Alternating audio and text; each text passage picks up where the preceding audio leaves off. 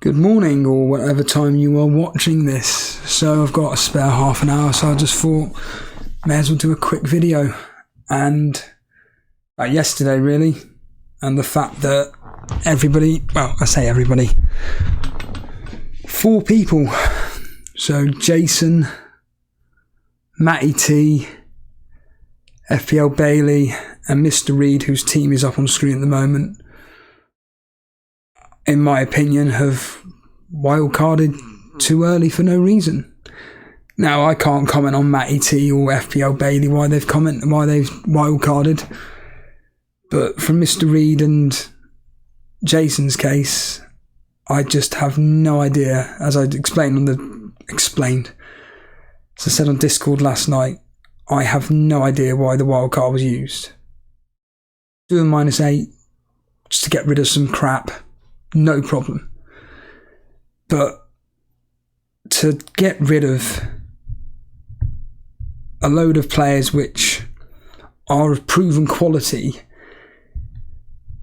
against, don't get me wrong, some decent players in which, yeah, they may or may not get any form of returns each week. You know, you take Jason's team as an example here. Turner last night. Every single person on the planet. Gotta play Turner. It's the only time I'm ever gonna play Turner, which is tonight. And he's gonna get a clean sheet. He plays for Nottingham Forest. Yeah, but he did really well against Arsenal. What, the club that he's just been sold from? And he's come back to prove a point. And didn't they still lose 2-1 and could have lost by even more? Yeah, but there's no but about it. But they're up against Sheffield United, who are rubbish. True. Don't get me wrong. I would have put a 70% chance of Nottingham Forest keeping a clean sheet, but that would have been about it. Turner ain't going to get any save points. Turner ain't going to get any bonus points against Sheffield United. The most you're going to get from Turner is 6 points. In a game like that. Against a Sheffield United team. I haven't looked at this. I don't even care about the game. I have no interest in it. But you're playing against a team who, you know, are lack on confidence at the moment. And yeah, he got 2 saves. He got 2 saves in the whole game. And I don't know this for fact, but if Onana, for argument's sake, or Johnston or Pickford come out with save points because they're up against teams that take lots of shots, and all these muppets on social media and the Discord will go, why didn't I play Onana? I knew I should have played Onana. No, you shouldn't. No, you didn't know, because you said that Turner was the best option. When I was doing my bets just now, I was thinking, this is all just a bit of fun, these bets. It's just literally go to a match. Who's the popular fantasy football asset? Oh, it's Mbuemo against Fulham, right, 50p. Who did Jason bring in? Oh yeah, may as well put 50p on Henry. Why not? Why not put 50p on Henry to score or assist? Why not? If he doesn't, he doesn't. That's 50p down the drain. But from my personal point of view, I mean, when you look at Mr. Reed's team here, Sanchez in goal for Chelsea, yeah, good pick. Good pick. I think that's a very shrewd move. But to keep Gabriel, despite the fact that we've just had the news the other day that Gabriel isn't going to start due to tactical reasons, so everybody quite rightly swapped over to Saliba if they got the news. And then the following game, which is against Crystal Palace, which there's a high chance of Gabriel starting, but if he doesn't, then we that have already had him since Gameweek 1 are going to go, oh, we've got a problem here. Get out. But we've got 2 game weeks worth of data then to kind of go, well, it looks like Gabriel doesn't look like to be first choice, and based on certain threads that people have put together. I just read the conclusion. 50-page document essay spread threads on Twitter. Sorry, X. To then write a conclusion that, yeah, Gabriel doesn't look like he's going to start unless... Thanks for that. Well done for putting all this work in, but... Chilwell's an obvious pick, Estupiñán an obvious pick, Matoma an obvious pick, Saka, Rashford. I know someone's screaming, going, can we see their teams before? No, you can't, because I can't be bothered. I can't explain how difficult it is going through OBS, putting up these teams. I'm just showing you the wild card. In fact, from this point of view here, Mr. Reed's team is just to bring in Salah. I remember when Jason had a go at me last season for doing my wild card, or a -8 or so, I can't remember what it was now. And he said, so all you've done is a wild card just to bring in whoever it was. And I'm like, pretty much, yeah. Pretty much, that's exactly why I did it. Well, it seems to me that's kind of similar to what Mr. Reed's done, and almost similar to what Jason's done. Like I say, Estupiñán, perfectly fine pick, Chilwell, but Areola and Turner, all it's going to do is create headaches for people when they do these keeper rotations. It happens every single year. You're better off just bringing in a goalkeeper, which is pretty much guaranteed to be playing for a team that occasionally keeps clean sheets, and you know for fact is going to get save points. Stick them in and leave them there until you feel, wait a minute, I don't think it's worth having this player, this goalkeeper, because actually they're not keeping any clean sheets, full stop. They're getting an average of 3 points a game. Whereas this player here, he's getting, like, this goalkeeper is getting clean sheets plus save points. That comes down to working it out. Estupiñán fine. Henry of Brentford. How many clean sheets are Brentford realistically going to have in the next few game weeks? Or however Jason decides to play this rotation game of bringing this player, bringing that player, and then it turns out that the bench player is the one that gets the most points, and so on and so forth. Okay, Henry at Fulham today. History suggests it's got goals galore in it. Knowing Jason's luck, it's going to end up being 1-0 to Brentford. But realistically, I'd expect Fulham to score today. Realistically. And then the following week, Jason's going to remove Henry and stick in Gusto. Or he's going to put in Gusto and Udogie, because they've got Bournemouth and Luton. But Bournemouth are probably going to score against Tottenham, and Brighton are at home to West Ham, and Estupiñán has got that attacking potential. Keyword being potential. But we know what Estupiñán brings. We don't have a clue what Udogie brings yet. We don't have a clue what this Gusto brings. If Gusto's benched tomorrow, oh, the FPL community are going to go in meltdown. Why did I bring him in for? Well, because he came on as a sub and you think that he's going to be first choice. If he does play tomorrow, brilliant. We potentially may have a £4 million starting right back for Chelsea. Great. I may even jump on him. I think there are just better Chelsea options in defence than him. You've got Mbeumo for Jason, yeah.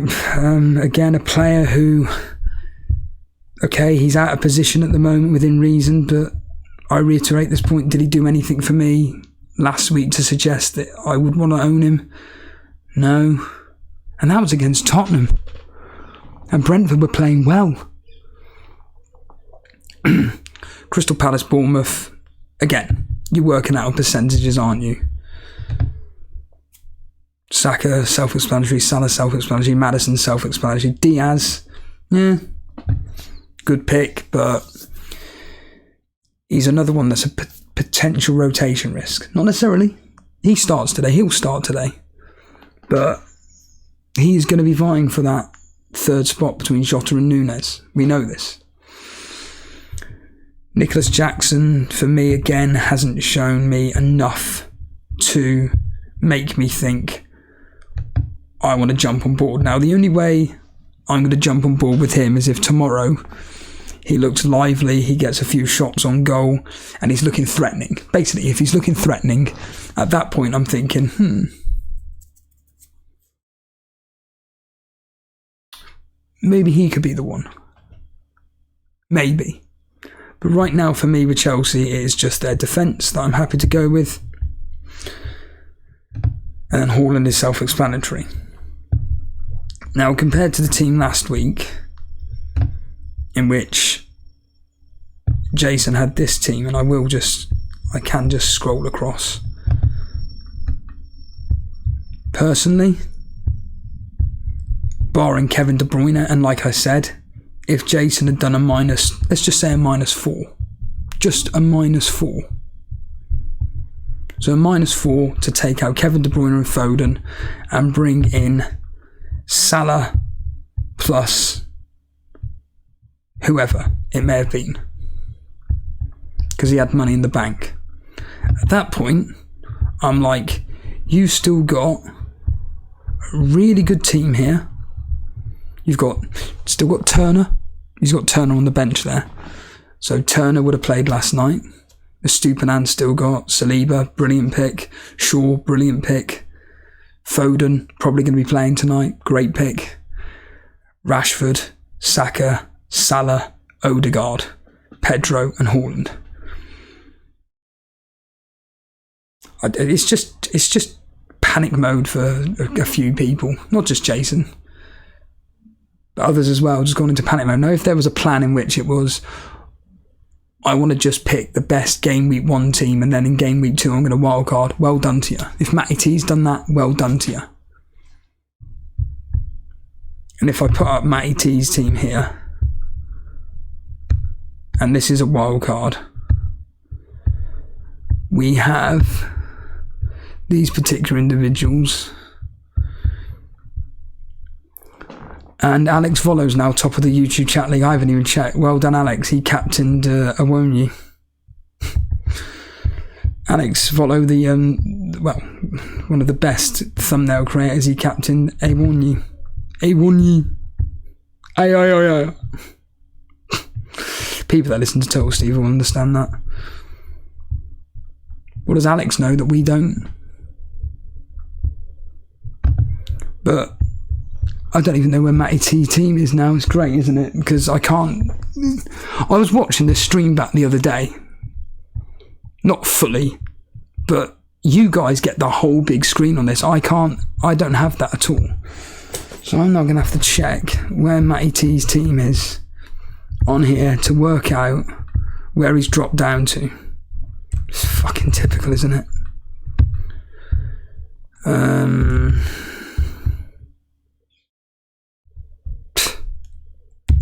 Embarrassing. It's not even in the top 10. Fuck me. Matty T isn't even in the top 10 anymore. How embarrassing. So he won't be coming to any streams anymore. In fact, I can't even see Matty T's name.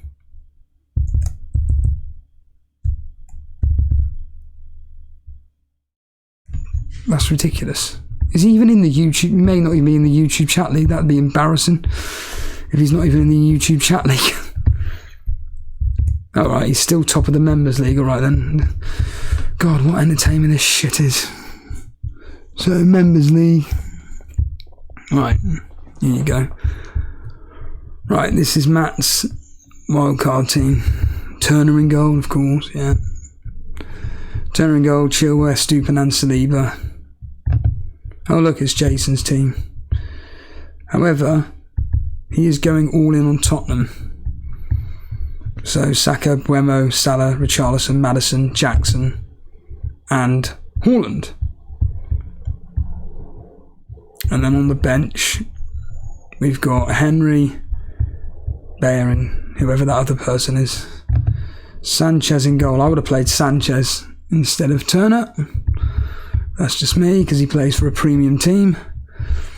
But is this team much better, any better than the team in game week 1 where it was just purely a punt? And the answer is, looking at it immediately here from what I can see, not really. Okay, Pickford, Ben White are perfectly fine, better Stupinan, Rico Lewis. I don't know who is on the bench for Rico Lewis. Let's just have a quick look here. So let's just say, for argument's sake, he kept the same team, and instead of Rico Lewis it would be Saliba. Nothing wrong with that. You then have, or you could even play, and then you've got Foden for tonight, Rashford, Saka, Bowen versus Chelsea, Watkins, Pedro and Haaland. What's wrong with that? Nothing. There's nothing wrong with these teams at all. If these teams get, as Jason quite rightly stated, 15 to 25 points more than the average, congratulations. You've played a blinder. But it is relying on Salah. It is purely relying on Salah captaincy. Because if Salah does nothing today, and Haaland just gets a goal, and Salah just looks like his usual self, it's just going to be a simple case of, why did I bring in this player again? Now, don't get me wrong, I'm predicting a 4-0 win. History's predicting 3-0. Liverpool like to play Bournemouth. So the likelihood of Salah scoring today, very high. Very high. And again, this whole game is based on percentages and probabilities. I've already predicted Salah to get, at best, a goal and assist. Goal and assist, 3 bonus points. Clean sheet. So that's what? 3, 6, 9, 10, 11, 12, 13. That's 14 points. 28 points for a captain. Brilliant. That's great. And you played a blinder. Then obviously it comes down to the differentials between these particular individuals. Of course it does. But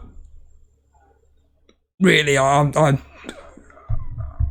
these individuals that have played a wild card, I think personally is a waste. Maybe in Matt's case, it was quite literally a case of, I just did a game week 1 team and now I'm just wild carding into a game week 2 team to push on. Fine. But and if it works out, it works out. But let's just say by game week 10, you're in, or 12 or whatever, you're in desperate need of the wild card.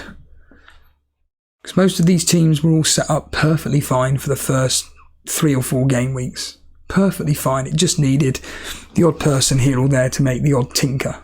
That's it. But in these guys' cases, just hit the wild card, which is fine. And like I say, without wanting to repeat myself, but I will. If it works out, it works out. If it doesn't, it doesn't. But I'm hoping, I've messaged Jason, I don't know if he's messaged me back yet, but I've messaged Jason to basically say, surely you've got to be doing a stream today at 3 o'clock, considering he's got Salah, and has he messaged? No. In fact, Mr. Reed has. Do I dare play it live? Do I dare play it live? No. It's too... I'd like to think he'll stream it. I won't be streaming today because there's no point. There's a Man City game on. I do not like streaming when a game's on. I find it really boring. So I'm not going to be streaming tonight whatsoever. I can't even watch the game anyway. So it's going to be a complete waste of time me streaming tonight. But certainly I think that, as I've got predicted here, I went 2-0 Forest. It ended 2-1. The history said 2-1. Fulham Brentford, I've gone 2-1 to Brentford. The history says 3-2 to Fulham. Liverpool Bournemouth just said 4-0, 3-0. Wolves Brighton, I've gone 2-1. The history's gone with 3-1. Tottenham Man United, I've gone 1-1, but a goal in it, really. 1-1, 2-1 either way. The history's gone 3-1 to Man United, and then tonight's game, I've gone Man City to just edge past Newcastle 2-1. I'm really looking forward to that, actually. It could be end to end. I can already hear someone say, "But you just said you can't watch it." I can watch it if you know what I mean. And then the history's going 3-0 to Man City. Man City do like playing Newcastle. They love playing Newcastle. Do I expect Haaland to get 2 goals tonight? No. In fact, history, based on last season, suggests that he ain't going to do anything. He was rubbish against Newcastle last year. And I genuinely had yesterday my team up until I think it was about 5 to 6. Up to about 5 to 6. I was thinking, what am I doing? I had the captaincy on Rashford. I genuinely did. The captaincy was on Rashford. But at 5 to 6, I was like, Steve-O, listen to your own advice and stop trying to be clever. The only reason why I had Rashford captain is because usually with top-end players, top-quality players, the reason why they're top-end players is because there's a high chance of them returning, give or take, every week. And with people like Rashford, Haaland, Salah, and so on and so forth, usually when they don't return in one game, they return the following. And I was thinking, because it happens every single season. If you captain Haaland against Burnley, that's a really bad example. If you captain Haaland against Sheffield United next week, he blanks. But then in the following Wednesday in the Champions League against Bayer Leverkusen, he scores 4 goals. And every single person, including me, says, why couldn't you have done that against Sheffield United? So Rashford plays against Wolves, you're expecting a minimum of attack and return, gets nothing. And then he's got, in the Champions League, Werder Bremen. Are all these going to be German clubs? Yeah. Werder Bremen, at home, he goes and gets 2 goals in a 4-0 win. Eze does nothing against Bournemouth at home. It's the FA Cup on a Tuesday evening. He's against Sheffield Wednesday at home. He gets a hat-trick of assists in a 5-1 win. And it just goes on and on and on. So, yeah, with this team here, I mean, I've already thought about my next transfer that I'm going to do. It is going to be a Chelsea player. For definite, a defender. It's already locked in pretty much. I was even tempted to just do it this morning and get it done. But I'm just going to wait until tomorrow to see what happens in that Chelsea game. And then once that Chelsea game's over and done with, it's then just a case of pretty much get on with it. But we shall see. I'm boring myself now, so thanks for watching. And hopefully Jason's going to be streaming this afternoon at 3. If he's not, we'll both see you tomorrow for Sunday surgery. See you later.